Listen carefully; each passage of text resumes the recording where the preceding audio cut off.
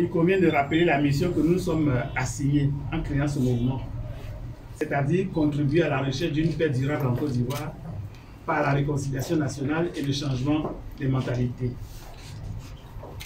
Au regard de cette mission, qu'avons-nous réalisé? Nous avons également animé des meetings et des conférences, aussi bien en Côte d'Ivoire qu'en Europe. Ce n'était pas évident, il y a 3 ans, de parler de réconciliation.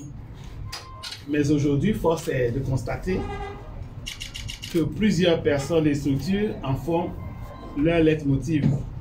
Gloire à Dieu. Malheureusement, nous avons dû arrêter nos activités en raison de la pandémie du coronavirus qui exigeait de nous tous d'observer des mesures barrières telles que la distanciation sociale. Quant à l'avenir, nous ne pensons pas nous arrêter en si bon chemin. Donc, nous poursuivrons nos rencontres, nos meetings et conférences jusqu'à ce que le plus grand nombre de nos concitoyens adhèrent à notre rêve de réconciliation nationale et optent pour un changement de mentalité. Gage d'une paix durable en Côte d'Ivoire. Vive la paix en Côte d'Ivoire, vive la Côte d'Ivoire, je vous remercie.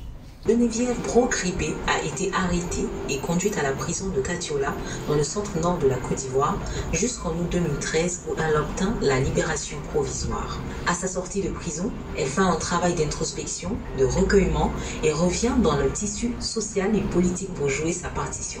Le 25 octobre 2018 à Cocody, la ministre Geneviève Brock-Ribé, l'ex-présidente des femmes patriotes de Côte d'Ivoire, qui a marqué la mémoire populaire en matière de lutte démocratique, signe son retour sur la scène politique et publique à la tête du mouvement citoyen pour une nouvelle Côte d'Ivoire, en abrégé MCNCI.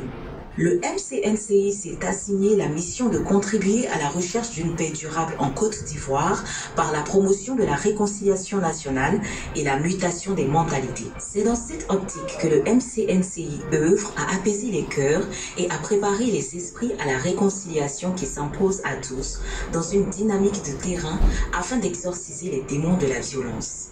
Le MCNCI propose donc un modèle de restauration de la nation selon le processus suivant: vérité, repentance, réconciliation, réparation. Le MCNCI, la politique est un métier noble qui doit permettre d'avoir un pays stable et prospère.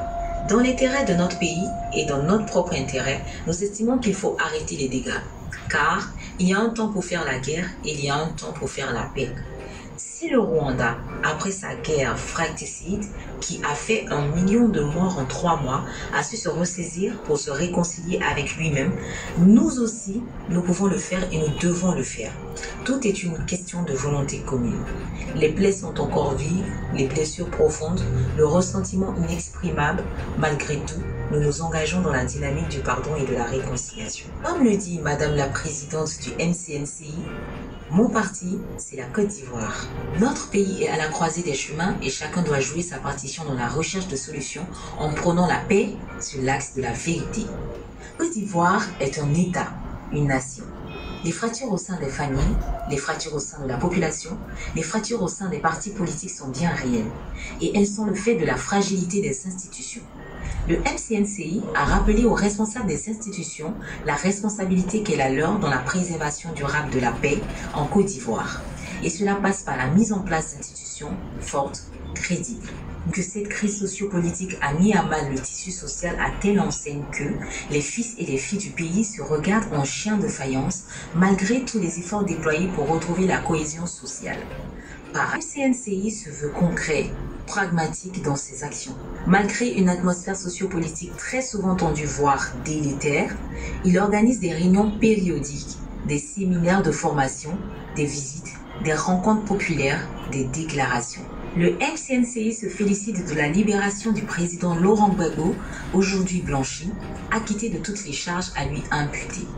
C'est par conséquent une immense joie qu'il voit dans le retour du président Laurent Gbagbo, le chaînon manquant enfin retrouvé, l'espérance de l'avènement d'une nouvelle Côte d'Ivoire riche, prospère et démocratique. Le retour du président Laurent Gbagbo donne l'opportunité aux Ivoiriens de se réunir, de se donner la main pour sauver la mère patrie, la Côte d'Ivoire.